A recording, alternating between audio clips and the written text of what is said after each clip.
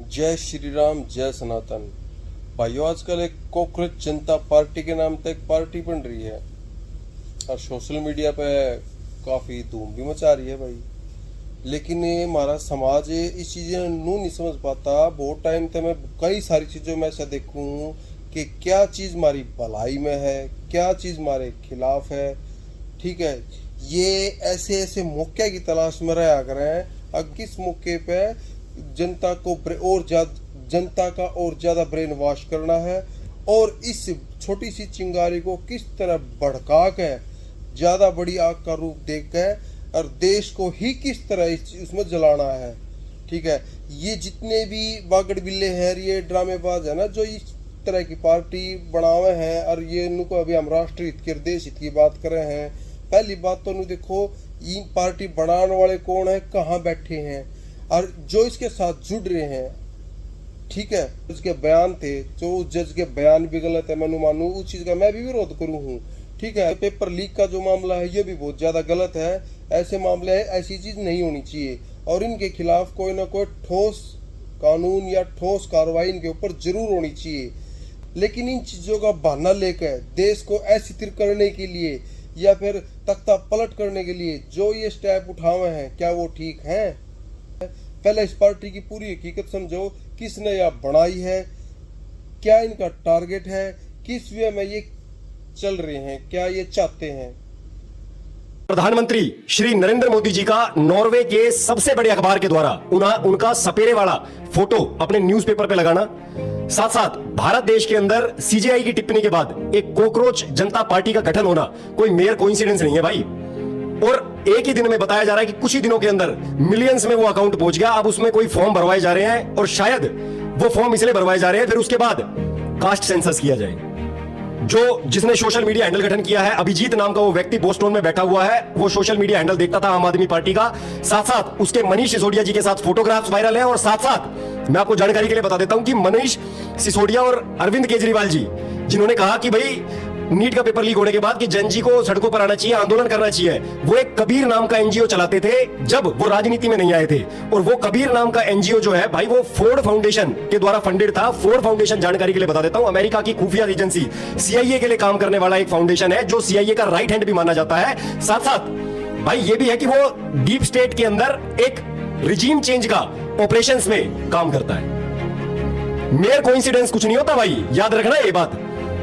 मैं विरोध में हूं बिल्कुल धर्मेंद्र प्रधान के, जिसने पिछले 3 सालों में, क्या वो मिनिस्टर रहा कि उसने 3 सालों में पेपर लीक हो रहे हैं और कोई संज्ञान नहीं है। मैं सीजीआई का भी विरोध करता हूं कि एक इतने बड़े पदाधिकारी होने के बावजूद जिसको ये पता है कि हमारी इंटरनल फॉल्ट लाइंस क्या है और विदेश में बैठी भारत विरोधी शक्तियां हम पे अटैक कर सकती हैं, फिर भी वो ऐसी टिप्पणियां कर रहे हैं। मैं उनका भी विरोध करता हूं भाई। और ना मैं किसी राजनीतिक नेता, ना मैं किसी राजनीतिक विचारधारा के साथ हूं भाई, लेकिन मैं अपने देश के साथ हूं, अपने मिट्टी के साथ हूं भाई, इसलिए सत्य बोलता हूं। देश में आश्चर्यचकित मत होना अगर भविष्य में सिविल वॉर जैसी सिचुएशन हो जाए तो। समझाने का काम कोई नहीं कर रहा, टिप्पणी करके उल जरूर। अभी एक यूपीएससी में पकड़ा गया था एक बच्चा, जिसमें 5 साल बाद उस बच्चे को डिसमिस किया गया, उसके फर्जी डॉक्यूमेंट्स थे। भाई क्या कर रहे थे 5 साल से आप लोग? दूसरी बड़ी बात भाई, जैसे ही पश्चिम बंगाल का चुनाव हारे उसके बाद से ये घटनाएं आनी शुरू हो गई। शायद इनको लग रहा था कि पश्चिम बंगाल तो किसी का गढ़ है, किसी की बपोती है, वहां कुछ भी करो लेकिन वो पश्चिम बंगाल हाथ से नहीं जाएगा। और पश्चिम बंगाल के हाथ से जाते ही किसी को लगा कि बांग्लादेश से किसी के आने का शटर बंद हो गया, दरवाजा बंद हो गया, तो उस दरवाजे को कैसे खुलवाया जाए। तो अराजकता ही एक मात्र माध्यम है। बॉर्डर फेंस होना शुरू हो गए। बताया जा रहा है कि 4000 के करीब बाउंड्री है, भारत देश की सबसे बड़ी बाउंड्री हम शेयर करते हैं बांग्लादेश के साथ, उसको फेंस करना शुरू कर दिया है। बीएसएफ को अधिकार दे दिए गए हैं। सिलीगुड़ी कॉरिडोर जो एक टाइम पे जेएनयू में शर्जील इमाम और उमर खालिद कह रहे थे कि भाई इस 22 किलोमीटर के चौड़े रास्ते को भारत से अगर हम इसको काट देते हैं तो पूरा का पूरा नॉर्थ ईस्ट जो है, पूर्वोत्तर जो है, वो भारत से अलग हो जाएगा।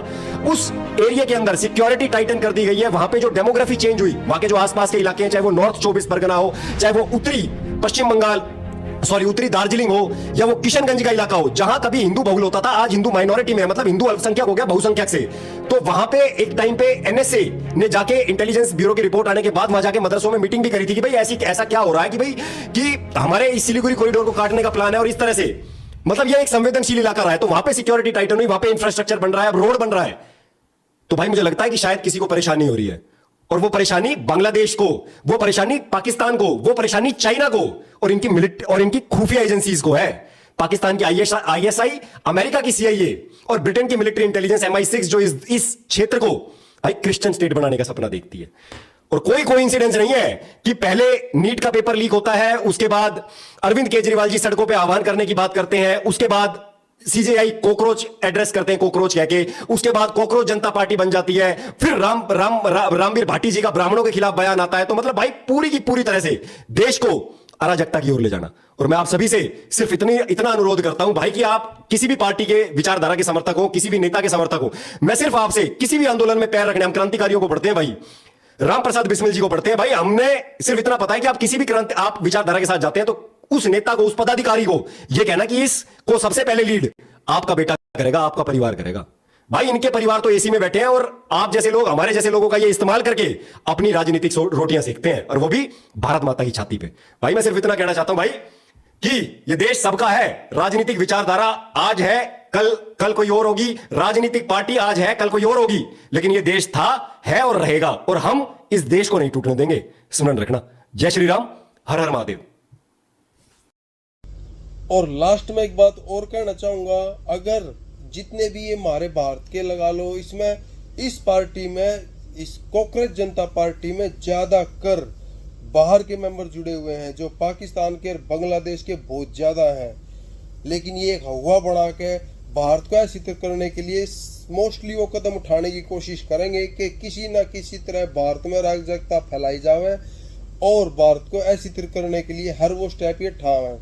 अगर ये इतने ही देशभक्त हैं तो जो हमारे भारत के लोग इस पार्टी के साथ जुड़े हुए हैं, इन अराजक तत्वों के साथ जुड़े हुए हैं, मैं उनसे एक बात कहना चाहूंगा, एक बार अगर ये रियलिटी में हमारे भारत के इतने हितैषी है, हमारे राष्ट्र की इतनी चिंता अगर इन्हें है, तो इनसे पूछ कर देखो खुले आम जो ये इतनी ज्यादा कांड वो पहले हुए हैं या ईब जो होने लग रहे, उन पर ये आवाज क्यों नहीं उठाते?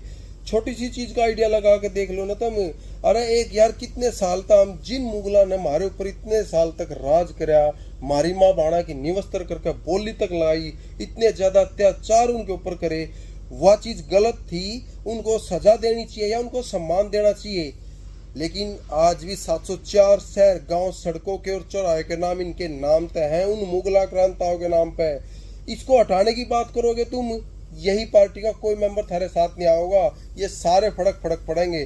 दूसरी बात, एक तरफ तो हम ये कह रहे हैं कि भाई सेकुलरिज्म हमारे देश में अरनू है, और एक तरफ तो एक बात देख कर चलो ना, बचपन से 90-95% मोमडनों के बच्चे मदरसों में पढ़ते हैं, किसी वैसे स्कूल में जाओगे, मार पता है हिंदुआ पता हर चीज लागू हुआ है, लेकिन उनके अंदर बचपन से जहर भरा जो जा रहा है। अगर वह चीज गलत है, एक बार खुल कर कहो ना इन प्लेटफॉर्म पर, पता है अगर भाई ये चीज गलत है, किसी दूसरे धर्म मजहब के प्रति इतना जहर बड़कों में भरना ठीक नहीं।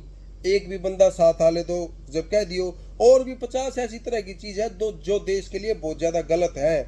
कोई सी भी ऐसी चीज उठा लो, अगर ये सपोर्ट करे हैं तो देख लियो, क्योंकि ये सपोर्ट उस चीज को करेंगे जिस चीज से देश को ऐसी तरह किया जा सके। जो भी राष्ट्रीय हित की चीजें हैं उनको ये सपोर्ट कभी नहीं करेंगे। तो मेरे देशवासियों, कम से कम समझो, अपने देशवासियों से और अपने पूर्ण हिंदू समाज से ये विनती करना चाहूंगा कि ऐसे चेहरों को पहचाने और इनका विरोध करें, ना कि इनकी सपोर्ट में खड़े हुए हैं, क्योंकि हमें देश को आगे ले जाना है। ऐसे अराजक तत्वों के जासे में आकर देश को ऐसी थिर नहीं करना। ठीक है भाइयों, जय श्री राम, जय सनातन।